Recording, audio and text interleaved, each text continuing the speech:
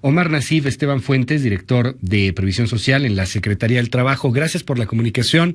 Oye, cuéntanos, Omar, a qué se refiere esta norma, qué es lo que puede suceder, digamos que qué derechos, si es que se puede tomar así, tienen ahora los empleados en el manejo pues de su estrés, de su ansiedad, de fenómenos psicosociales. Buenos días. Muchas gracias, Luis. Buenos días. Pues mira, en primer lugar apuntar que la norma 035, factores de riesgo psicosocial, no es más que la implementación de una obligación que ya existía en el Reglamento Federal de Seguridad y Salud en el Trabajo. Esto es, no crea en sentido estricto obligaciones nuevas, y lo que hace más bien es una aplicación diferenciada de estas obligaciones que ya existían en el Reglamento Federal. ¿Cómo lo hace?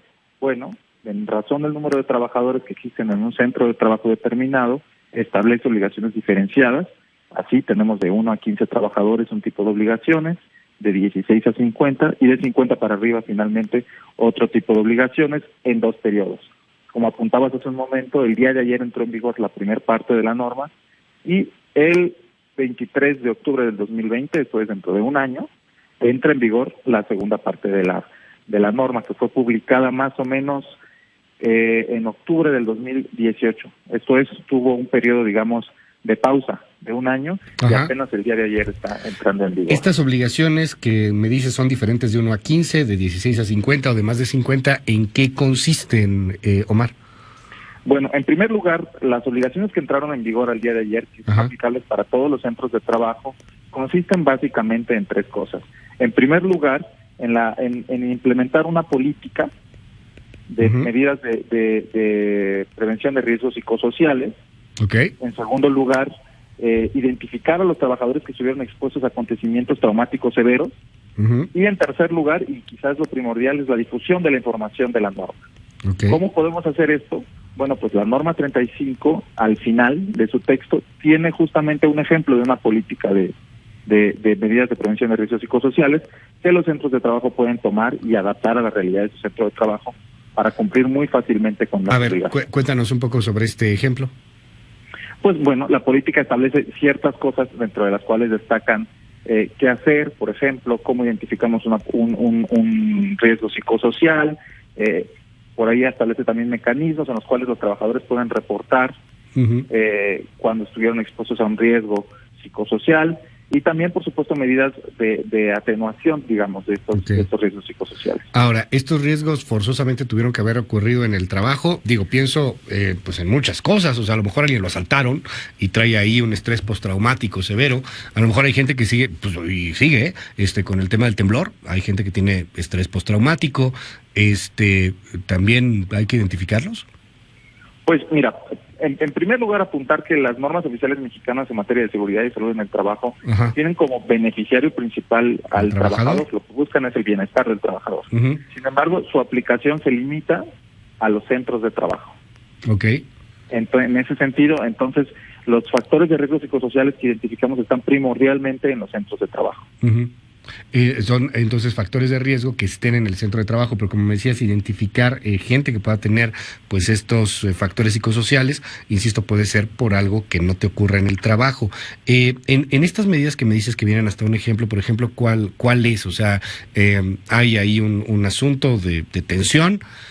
No sé si alguna vez has trabajado en una redacción de noticias, pero bueno, aquí todo el mundo está súper tenso todo el tiempo. Me imagino que en la Secretaría del Trabajo, ya ves que gobierno es sumamente relajante, la chamba también. Sí. Entonces, o sea, ¿qué hacer? O sea, es algo así como vamos a salir, vamos a hacer un mindfulness 2 minutos. O sea, ¿de qué trata? ¿Cuáles son los factores, digamos, para pues tratar de aminorar el estrés, que además en muchas ocasiones pues es parte de muchas chambas?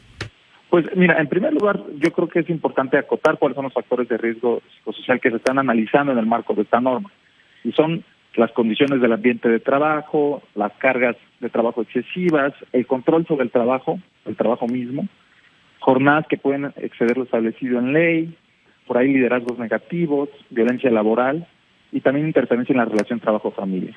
Entonces, si nos acotamos a estos factores que son los que se valoran en el marco de la norma, entonces podemos entender ya cuáles serían las respuestas a estos, ¿no? O sea, cómo podemos crear un entorno organizacional favorable, en el que haya sentido de pertenencia, que haya formación adecuada para la realización de las tareas, una definición precisa de las responsabilidades, distribución adecuada de las cargas de trabajo, reconocimiento del desempeño de los trabajadores, entre otros. Entonces, este es un poco el marco en el que tenemos los dos pilares. Primero, los factores de riesgo psicosocial, por supuesto, pero también el remedio, ¿no? Que son los elementos del entorno organizacional, que son los que estamos buscando impulsar con la implementación de esta norma.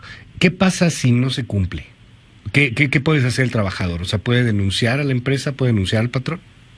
Pues mira, lo que sucede en el marco jurídico en materia de normalización y en materia de la Inspección Federal del Trabajo es, por supuesto, nosotros como inspección, como Secretaría del Trabajo, cuando existe algún accidente o alguna denuncia, estamos obligados a asistir al centro de trabajo a verificar que las condiciones son adecuadas. Por ahí hemos leído en la Secretaría del Trabajo algunas notas en las que dicen que puedes denunciar a tu empleador si estás estresado. No es el caso, sino imagínate, no nos daríamos abasto. No, pues imagínate. Lo que sí pueden hacer es, si los trabajadores por ahí en su apreciación no está cumpliendo el patrón, no está la política, no hay un trabajo de difusión de estas obligaciones en el marco de lo que platicábamos hace un momento, entonces pueden hacer una denuncia. En la Secretaría del Trabajo. Así es. Llega la Inspección Federal de la Secretaría del Trabajo y la Inspección Federal del Trabajo no es punitiva. Que hace una labor de acompañamiento de los centros de trabajo de los patrones para impulsar el cumplimiento de la norma. No estamos buscando en la Secretaría del Trabajo multar a diestra y siniestra y llegar a los centros de trabajo a ver quién no está cumpliendo con una visión, digamos, excesivamente punitiva. Pero me lo dices por intención, corrígeme si me equivoco, facultades sí tienen. O sea, sí podrían, si quisieran, sí los pueden multar. Por supuesto, no es su intención, pero lo pueden hacer. Pero aunque quisiera, la Secretaría del Trabajo no llega. Esa es mi duda. El marco jurídico no permite llegar a multar a la primera. La primera. Exacto. Dependiendo del tamaño del centro de trabajo, se pueden dar hasta 5 visitas, 5 oportunidades en las cuales los centros de trabajo van cumpliendo, digamos, con lo establecido en las visitas de inspección que realiza la Secretaría del Trabajo. Si a la quinta no cumplen, entonces ahí sí ya. Exacto. Los multan. Un centro de trabajo que hasta en 5 ocasiones se le visita y no cumple, pues probablemente es un centro de trabajo que ahí pues que sí merezca la multa, ¿no? La tenga bien merecida. Y esa multa, por lo que leo en algunas notas periodísticas, mejor te lo pregunto a ti, Omar Nassif, director de Previsión Social en la Secretaría de Trabajo, ¿pueden llegar hasta casi el $500,000 de pesos? Oscilan hasta esa multa, dependiendo. Habría que ver en un caso muy concreto qué es lo que no se está cumpliendo para poder identificar el monto exacto. Oye, no se puede llegar a prestar, es que es una ley, híjoles, entiendo el espíritu y creo que enhorabuena, es una norma, ¿no? Porque es que es una ley, pero entiendo el espíritu y enhorabuena, sí se necesita vivir más relajado, sí se tiene que vivir sin bullying laboral, sin muchas cosas, sí, lo entiendo, pero también puede ser que alguien pues se pase de lanza y quiera abusar de estos temas y de pronto pues empiecen a recibir ustedes varias denuncias de centros de trabajo y tienes que ir a las inspecciones, hay que verificar, o sea, no los va a sobrecargar de trabajo, no los va a estresar mucho, Omar, pues. A nosotros mismos, mira, pues por supuesto nosotros estamos obligados, como te comentaba hace un momento, a acudir, pero las denuncias tienen que estar fundamentadas de alguna manera. Si un trabajador aduce que está estresado y piensa que la Inspección Federal del Trabajo va a ir nada más porque está estresado, bueno, pues como te decía hace un momento, no nos daría la vida, ¿no? Sí, pues no. Entonces, bueno, por supuesto, tiene que haber hay una concientización del trabajador y también de los patrones de los alcances de la norma 35, ¿no? ¿Qué es, qué no es, cuáles son las obligaciones del patrón y cuáles son también las del trabajador? Bueno, pues la segunda parte de la norma entra en un año exactamente, en 2020. Así es. ¿Esa qué tendrá? Bueno, son los cuestionarios que hay que aplicar a los trabajadores, que también están ahí en la norma, los pueden revisar, y sobre todo el registro de los trabajadores, que eso es quizá la parte más complicada, digamos, de la implementación de la norma, pero que solo aplica a los centros de trabajo que tienen más de 50 trabajadores. Ok, pues vamos a seguir de cerca el tema, seguramente van a estar saliendo varias dudas al respecto. Omar Nassif, gracias por tomar la comunicación. Omar Nassif, Estefan Fuentes, muy buenos días, Omar. Buenos días, muchas gracias. es el director de Previsión Social de la Secretaría del Trabajo y Previsión Social. Pues ya ahí nos explica, si usted siente que no se están aplicando estas cosas en su centro de trabajo, lo puede denunciar a la Secretaría del Trabajo. La Secretaría va a mandar un inspector en algún momento y van a ver si realmente se está aplicando o no se está aplicando esto, y después de 5 visitas más o menos, si no se aplica, pues ahí sí terminarían multando. ¿Qué es lo que se tiene que aplicar? Pues medidas. O sea, el tema es que hay una política para riesgos psicosociales, o sea, antiestrés.